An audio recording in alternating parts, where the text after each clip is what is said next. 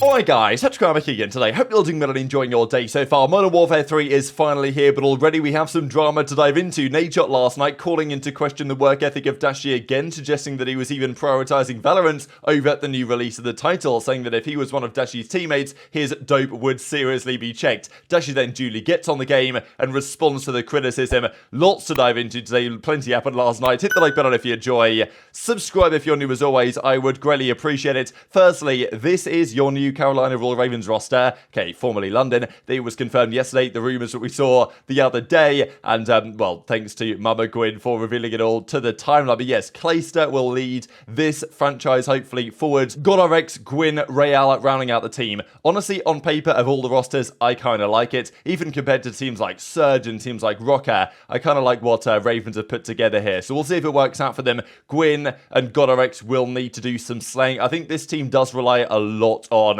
Priestahh, really. Real and Gwyn should work quite well from an SMG perspective. Real's not going to do crazy slaying, but he's going to bring the pace. Gwyn needs to drop good numbers. So does GodRx. And then if Clay can drop like a 0.95, something in that ballpark, this team I think could be seriously competitive. And if Clay has a good start to the season, as he did, let's say, back in Cold War, I think this team can be very competitive. And of course, he does have maybe some early advantage in the fact that he knows these maps. He knows, you know, a lot about this game theoretically and could have some early edge. Now, MWIII actually responds and says, I'm so sorry to Jake Kell and the Ravens for getting way too excited about this team. If you guys didn't see, she basically just like replied to all the players and said, oh, you know, welcome to Ravens type thing, because her son had obviously told her what was going on. And yeah, just your biggest fan and cheerleader. So pretty entertaining stuff. Also, okay, Vegas haven't confirmed yet. They're probably still trying to find someone to do the graphics for free for them. But Stanley does basically reveal the team. And I think even Attach said yesterday that, oh yeah, his first game of the season is against Lamar or something like that.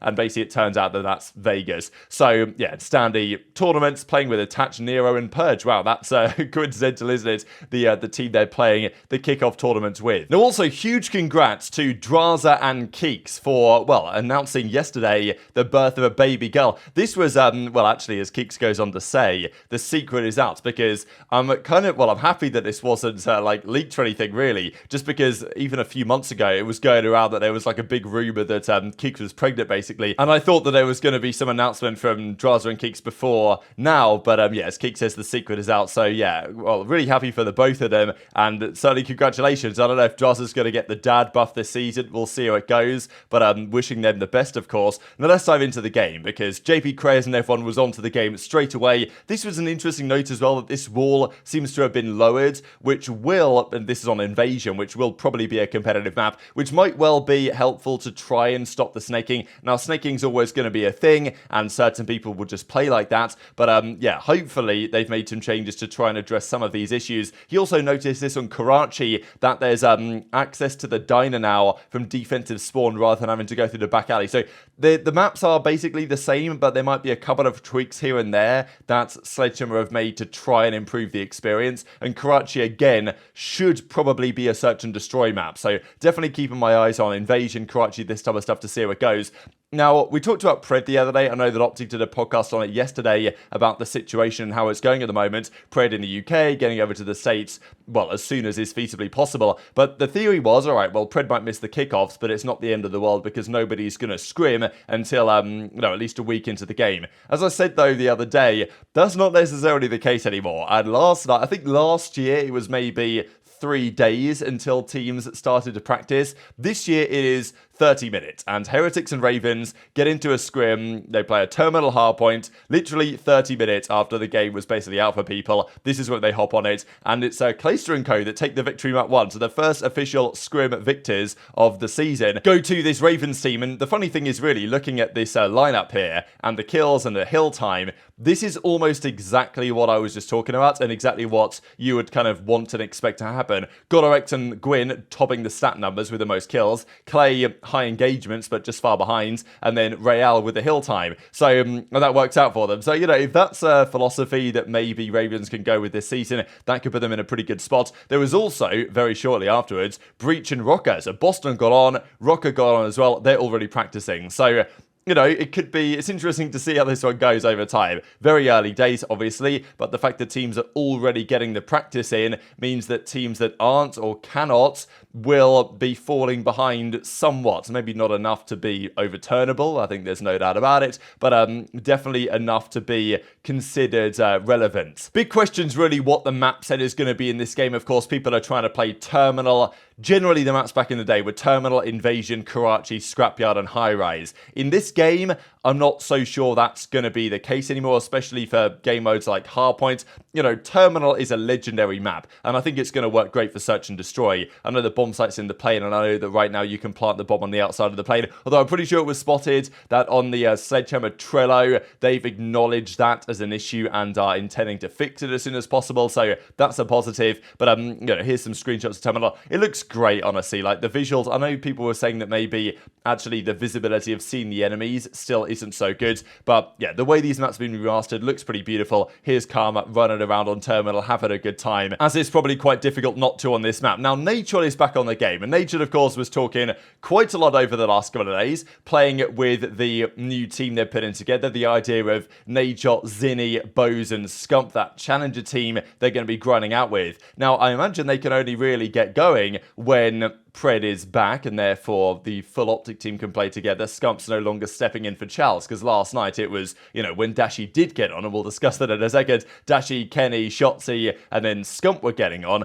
Ideally, I guess, OpTic would have Pred in there so they could practice with their team of four, but Scump is never going to be a bad replacement in those circumstances. So Nadeshot's back on the game. He was on the game earlier because the game was kind of just like available. There were certain ways you could get on it earlier if a friend invited you from whatever before it was actually officially released. So many of the pros, I think Kenny woke up and was like, hang on a second, people are playing the game, like, all right, let me load up and get on. And that's exactly what Nadeshot did. Now, having got on Nadeshot, he was thinking, all right, why isn't Dashy playing the game, you know? And this was definitely an interesting thing for Nadeshot to come out and say, because, look, the talking point is always around about the Dashy work ethic thing. And I know people say, oh, Rab, you keep pushing this narrative. But, you know, I didn't make Nadeshot and others say what they had to say. So Nadeshot was hopping on here. He plays sub base, right? And he's saying, well, if I was one of Dashy's teammates, I would not be particularly happy that my guy isn't on the game yet, right? He was grinding Valorant, I imagine, late last night, because that's what he's been doing for a very long time now. And the game was available early, and Dashy wasn't on the game yet. So Nadeshot was making the point that he was preferring to grind Valorant over COD, and saying that if he was one of the teammates of Dashy, he'd be absolutely fuming about this, which I thought was, well, a surprising thing to say. An ant? Okay, wait. Kenny, Dashy, Shotzzy, and Pred. Listen, if I'm Pred, Shotzzy, or Kenny, and I see every single person in the universe playing MW3 right now, and this man is on Valorant, I would be so checked. I'd be checked beyond belief. I woke up this morning and I saw Dashy playing Valorant, and I literally watched the stream for like 15 minutes because I enjoy it. But if that man was playing Valorant and he's on my team, monitors would be broken. Somebody tell that man to lock in and get the on COD. He's checking our dope. Game's technically not even out yet. Oh, hey, brother, everybody else find a way. I'm 31 years old. I haven't played COD in a year. I found a way to play the game. That man needs to get on COD. OpTic, it was an honor to get absolutely destroyed by y'all. Y'all gonna rip heads this season. Dude, can anybody just say LA Thieves one time? And Matt, not to be a hater, but LA Thieves is not looking that great. What the fuck? So what do you think about this from Nadeshot, right? It's interesting. It's like the fact that Dashy has this like stigma, whatever you want to say around it, means that when, you know, even if he's not on the game before it's actually been officially released, there's people starting to say, oh, Dashy's not taking it seriously enough, like he's not even getting on yet, this type of stuff. And then of course Dashy did get on. Okay, a little bit later in the evening, but I mean, look, sure, missing a couple of hours of playing pubs is probably not going to exactly be the end of the world. And then he even goes on to reply to Nadeshot and say, by the way, I'm on Modern Warfare 3 right now, just letting you know, bro. After the comments, of course, that Nadeshot made earlier in the day. Now, I think Dashy might have come out on stream and said, oh, you know, Nadeshot was just saying it in jest, and it was just a bit of banter between the both of them, which is, you know, fair enough and fine. But the way that Dashy, well, at least the way that Nadeshot seemed to suggest it was, you know, it seemed like he was being sincere. Maybe if he wasn't, he could have clarified the situation. I don't know. But nonetheless, it's like, I don't really know why this is the case, especially when Nadeshot himself is going to have not exactly a hard time this year, but his team isn't as good as they could have been theoretically. It's unlikely this season that Thieves are going to come in and win many of events. He was getting kind of roasted last night in some game chats for exactly this. So we'll see how it goes, but it's nonetheless an interesting storyline. Does Nadeshot have a point about Dashy not putting in enough time? In this case, I don't really think so. In the grand scheme of things, I guess we'll see how things go this season, because it's been a consistent trend, as we know, of Dashy clashing with certain personalities on the team over the last couple of years, and that has maybe affected their season at times. There's no doubt about it. The whole Rambo thing last year wasn't exactly optimal, and yeah, this season's a big season for Dashy, no doubt, and Nadeshot's already piling the pressure on, it seems, before the game has even launched. Now, we've got to talk about the top 20 players. We saw Dashy yesterday was number 8, Octane 7th, Pred at number 6. This was the top 5 of yesterday. So Kismet was 5th, then Cellium.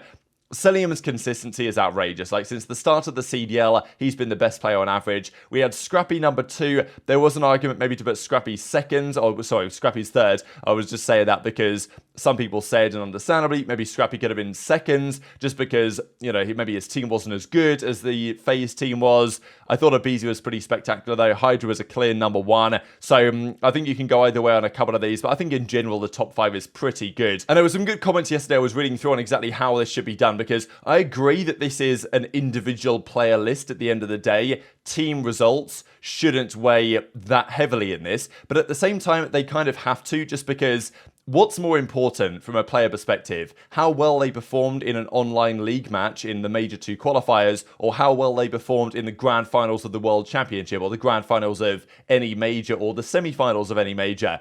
Their performances in those series is straight up more important. And in order for us to see how well they did in those scenarios, they have to actually win and do well. So if you look at the Ballon d'Or in football, the winner and the top players are almost always players that have played very well that season, sure, but have also actually won something mega. You know, like Messi won the World Cup. If Messi didn't win the World Cup, would he have won the Ballon d'Or? Maybe not. Maybe it would have gone to Erling Haaland, right, who won an awful lot as well. So I agree that it should be weighted heavily towards individual player performance, not necessarily team performance. But if you don't make it deep in tournaments with your team, then those performances and those numbers don't mean the same as they do when you're Kismet and you do that in the grand finals of the World Championship, as far as I'm concerned. And this is the reason why Temp didn't make it. To me, Temp was on the borderline of the top 20. I think I might have had him 19th in mine. He was in and around that ballpark, because on pure numbers this season, Temp could have been top 10. But I don't really think anyone was considering him top 10, because what did Vegas really do? They didn't make champs. They didn't really make it that deep in many tournaments. So, you know, there's always going to be a balance there. That's kind of the point I was trying to get across. But I kind of like the way our list rounded out, to be honest. One player that is, though, locked in for sure is JoeDeceives. As Modog says, Ghosty, Cammy, Afro. Is JoeDeceives the only one who cares? Here he is, getting ready to go in the facility for the start of the new season. JoeDeceives says he's absolutely locked in. And just to mention this before I close out here, some beautiful graphics that, well, I think it was Roosevelt who put these together, actually, for Breaking Point, and Austin